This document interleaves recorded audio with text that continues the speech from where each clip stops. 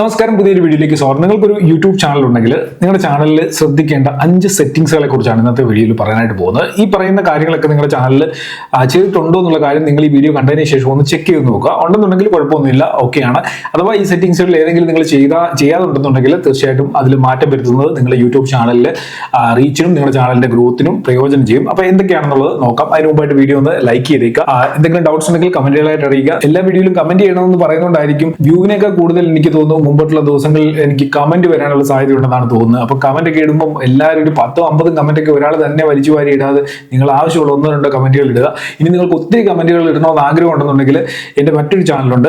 ആ ചാനലിൽ ലിങ്ക് ഞാൻ ഈ വീഡിയോയുടെ ഡിസ്ക്രിപ്ഷനിൽ കൊടുക്കുക. നിങ്ങൾ ഇപ്പോൾ സ്ക്രീനിൽ കാണുന്ന ഈ ഒരു ചാനലാണ്.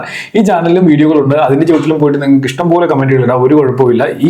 ഈ ചാനലിൽ വരുന്ന കമന്റുകൾ ഒന്ന് സ്പ്ലിറ്റ് ചെയ്ത് ഒന്ന് രണ്ടാക്കാൻ വേണ്ടിയാണ് പറയുന്നത്. ഈ ചാനൽ കമന്റ് ഇട്ടതിന് ശേഷം പറ്റുമെന്നുണ്ടെങ്കിൽ ആ ചാനലിലെ വീഡിയോകളിലൂടെ പോയി കമന്റ് ഇടുക. വെറുതെ വീഡിയോ ഓപ്പൺ ആക്കി കമന്റ് ഇടാൻ മാത്രമായിട്ട് പോകരുത്. ആ ചാനലിൽ അപ്ലോഡ് ചെയ്യുന്ന വീഡിയോകൾ കണ്ടതിന് ശേഷം കമന്റ് ഇടാനായിട്ട് ശ്രമിക്കുക. ഓക്കെ, അപ്പോൾ നമ്മൾ യൂട്യൂബിൽ ശ്രദ്ധിക്കേണ്ട ആദ്യത്തെ സെറ്റിംഗ്സ് എന്താണെന്ന് പറയാം. നമ്മൾ യൂട്യൂബിൽ വീഡിയോകൾ അപ്ലോഡ് ചെയ്യുന്ന സമയത്ത് അത് SEO ചെയ്ത് ഒപ്റ്റിമൈസ് ചെയ്തുകൊണ്ടായിരിക്കും പലപ്പോഴും അപ്ലോഡ് ചെയ്യുന്നത്. അതിന് കാരണം നമ്മുടെ വീഡിയോയിലേക്ക് സെർച്ചിൽ നിന്ന് കൂടുതൽ വ്യൂ വരാൻ വേണ്ടിയാണ്. ഈ SEO ചെയ്യുന്നതിന്റെ മെയിൻ ഉദ്ദേശം എന്ന് വെച്ച് കഴിഞ്ഞാൽ ആളുകൾ സെർച്ച് ചെയ്യുമ്പോൾ അവരിലേക്ക് നമ്മുടെ വീഡിയോ എത്താൻ വേണ്ടിയാണ് ഈ SEO ചെയ്യുന്നത്. അപ്പോൾ നമ്മൾ വീഡിയോകൾക്ക് മാത്രമല്ല നമ്മുടെ ചാനലിലും ചെയ്യാനായിട്ട് സാധിക്കും. അതായത് ഒരാൾ നമ്മുടെ ചാനൽ സെർച്ച് ചെയ്യുമ്പോൾ ആ സെർച്ചിലേക്ക് നമ്മുടെ ചാനൽ വരാനായിട്ട് നമ്മൾ പ്രോപ്പറായിട്ട് കീവേഡ്സ് നമ്മുടെ ചാനലുമായി ബന്ധപ്പെട്ടിട്ടുള്ളത് കൊടുത്തിട്ടുണ്ടെങ്കിൽ അതിലൂടെ നമ്മുടെ ചാനലിലും കൂടുതൽ സെർച്ചിലേക്കും ടോപ്പിലേക്കും പിന്നെ ആ കീവേഡ്സ് ഉപയോഗിച്ചുകൊണ്ട് തന്നെ ആ കീവേഡ് ഉള്ളത് കൊണ്ട് തന്നെ നമ്മളുടെ വീഡിയോകളും റീച്ചിലേക്ക് വരാനുള്ള സാധ്യതയുണ്ട്. അപ്പൊ എങ്ങനെയാണ് നമ്മുടെ ചാനലിന്റെ SEO ചെയ്യുന്നതെന്ന് നോക്കാം. അതിനായിട്ട് നിങ്ങൾ സെറ്റിംഗ്സ് ഓപ്പൺ ആക്കുക. ഒരുപക്ഷെ നിങ്ങൾ ചെയ്തിട്ടുണ്ടെങ്കിലും ഞാൻ ഈ പറയാൻ പോകുന്ന കാര്യം കൂടെ ഒന്ന് അറിഞ്ഞിരിക്കണം. അതെന്താണെന്നൂടെ പറയാം.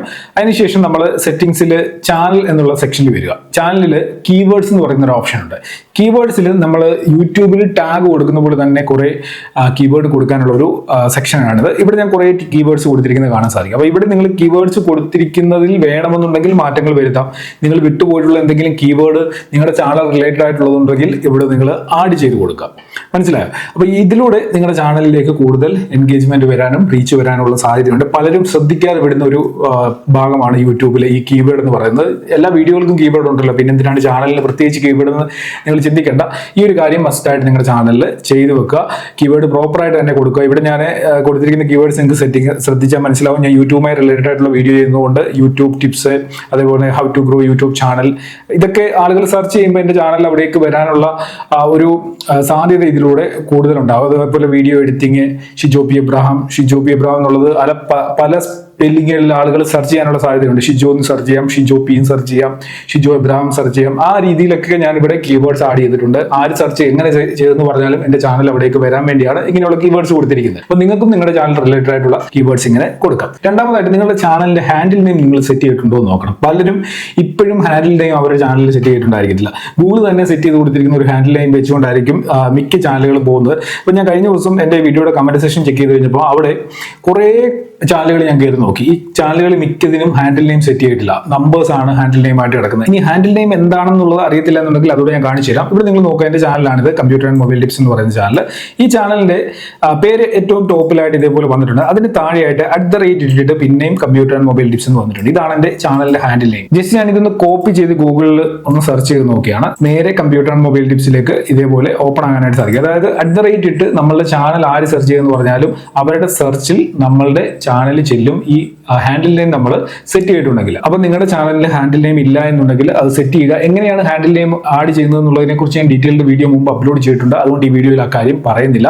പിന്നെ ഈ ഒരു channel computer and mobile tips എന്ന് പറയുന്ന ചാനൽ നിങ്ങൾ സബ്സ്ക്രൈബ് ചെയ്തിട്ടില്ല എന്നുണ്ടെങ്കിൽ മറക്കാതെ സബ്സ്ക്രൈബ് ചെയ്യുക. ഇതിൽ ഒരുപാട് അൺബോക്സിംഗ് വീഡിയോകളാണ് ഞാൻ അപ്ലോഡ് ചെയ്യുന്നത്. നിങ്ങൾക്ക് തീർച്ചയായിട്ടും പ്രയോജനം ചെയ്യുന്ന രീതിയിലുള്ള കണ്ടന്റുകളാണ് ഈ ഒരു ചാനലിലൂടെ അപ്ലോഡ് ചെയ്യുന്നത്. പല ഡിഫറെന്റ് ആയിട്ടുള്ള പല ഗാഡ്ജറ്റുകൾ ഇതിൽ അൺബോക്സ് ചെയ്യുന്നുണ്ട്. അപ്പം മറക്കാതെ ഒന്ന് സബ്സ്ക്രൈബ് ചെയ്തേക്കുക. പിന്നെ നിങ്ങൾക്ക് ഒരുപാട് കമന്റുകൾ ഇടണമെന്നുണ്ടെങ്കിൽ ഈ ചാനലിൽ ഇഷ്ടംപോലെ വീഡിയോസ് ഉണ്ട്. ഇവിടെ വന്നിട്ട് നിങ്ങൾക്ക് കമന്റുകൾ. മൂന്നാമതായിട്ട് നമ്മൾ യൂട്യൂബിൽ വീഡിയോകൾ അപ്ലോഡ് ചെയ്യുന്ന സമയത്ത് ചെക്ക് ചെയ്യേണ്ട ഒരു സെറ്റിംഗ്സ് ആണ്. ഇവിടെ നിങ്ങൾ നോക്കുക, it's made for kids, no it's not made for kids. ഈ രണ്ട് ഓപ്ഷൻ മസ്റ്റ് ആയിട്ട് നിങ്ങൾ ചെക്ക് ചെയ്തിട്ട് വേണം വീഡിയോകൾ പബ്ലിഷ് ചെയ്യാനായിട്ട്. പലരും ഇറ്റ്സ് മെയ്ഡ് ഫോർ കിഡ്സ് എന്നുള്ള ഓപ്ഷൻ സെലക്ട് ചെയ്തുകൊണ്ടാണ് നോർമൽ ആയിട്ടുള്ള വീഡിയോകളും പബ്ലിഷ് ചെയ്യുന്നത്. അതായത് ഇറ്റ് മെയ്ഡ് ഫോർ കിഡ്സ് എന്നുള്ള ഓപ്ഷൻ ആണ് നിങ്ങൾ സെലക്ട് ചെയ്തിരിക്കുന്നുണ്ടെങ്കിൽ നിങ്ങളുടെ വീഡിയോ കിഡ്സിന് വേണ്ടിയുള്ള വീഡിയോ ആയിരിക്കണം. കുട്ടികൾക്ക് കാണാൻ പറ്റുന്ന രീതിയിലുള്ള കാർട്ടൂൺ ടൈപ്പ്, ആനിമേഷൻ ടൈപ്പ്, അങ്ങനെയുള്ള വീഡിയോകളാണെങ്കിൽ yes it's made for kids എന്നുള്ളത് സെലക്ട് ചെയ്യുക. അതല്ല എന്നുണ്ടെങ്കിൽ നിങ്ങൾ ഒരു കാരണവശാലും മെയ്ഡ് ഫോർ കിഡ്സ് കൊടുത്തുകൊണ്ട് വീഡിയോകൾ പബ്ലിഷ് ചെയ്യരുത്. നിങ്ങളുടെ video no it's not made for kids ആയിരിക്കണം. കാരണം എന്താണെന്ന് ചോദിച്ചു കഴിഞ്ഞാൽ മെയ്ഡ് ഫോർ കിഡ്സ് കൊടുത്താണ് വീഡിയോ പബ്ലിഷ് ചെയ്യുന്നതെന്നുണ്ടെങ്കിൽ ആ വീഡിയോയിൽ കമന്റ്, കമ്മ്യൂണിറ്റി ഇങ്ങനെയുള്ള പല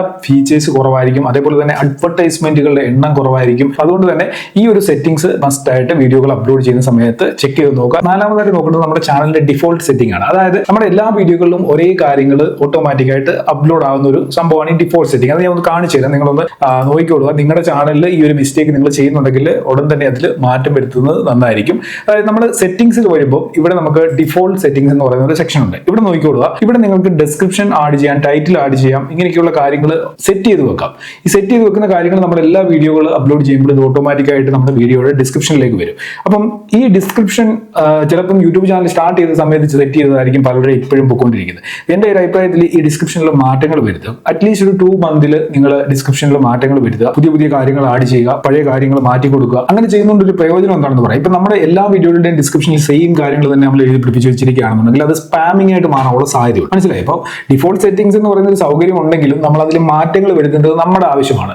അല്ല എന്നുണ്ടെങ്കിൽ ചിലപ്പോൾ അത് സ്പാം ആയിട്ട് മാറാനുള്ള സാധ്യതയുണ്ട്. നമ്മൾ ഒരേ ടൈറ്റിൽ, ഒരേ ഡിസ്ക്രിപ്ഷൻ ഇങ്ങനെയൊക്കെയുള്ള കാര്യങ്ങൾ കണ്ടിന്യൂസ് ആയിട്ട് എല്ലാ വീഡിയോകളിലും ചെയ്തു കഴിഞ്ഞാൽ അത് സ്പാം ആയിട്ട് മാറാനുള്ള സാധ്യതയുണ്ട്. അപ്പോൾ അതുകൊണ്ട് നിങ്ങൾ ചെയ്യേണ്ടത് നിങ്ങളുടെ ചാനലിന്റെ ഡിസ്ക്രിപ്ഷൻ അറ്റ്ലീസ്റ്റ് ഒരു 1 മന്ത് അല്ലെങ്കിൽ 2 മന്തിലൊക്കെ നിങ്ങൾ ഡിഫോൾട്ട് സെറ്റിംഗ്സിൽ വന്നിട്ട് പുതിയ രീതിയിലേക്ക് ഡിസ്ക്രിപ്ഷൻ മാറ്റി കൊടുക്കുക. വേണമെന്നുണ്ടെങ്കിൽ നിങ്ങളുടെ പഴയ വീഡിയോകളുടെ ഡിസ്ക്രിപ്ഷനിൽ നിങ്ങൾക്ക് മാറ്റങ്ങൾ വരുത്താൻ പറ്റും. മൊത്തം വീഡിയോകൾ സെലക്ട് ചെയ്തിട്ട് ഒറ്റയടിക്ക് എല്ലാ വീഡിയോകളുടെയും ഡിസ്ക്രിപ്ഷൻ നിങ്ങൾക്ക് ചേഞ്ച് ചെയ്യാനായിട്ട് പറ്റും. അങ്ങനെ ഒരു സൗകര്യം ഇപ്പോൾ യൂട്യൂബിലുണ്ട്.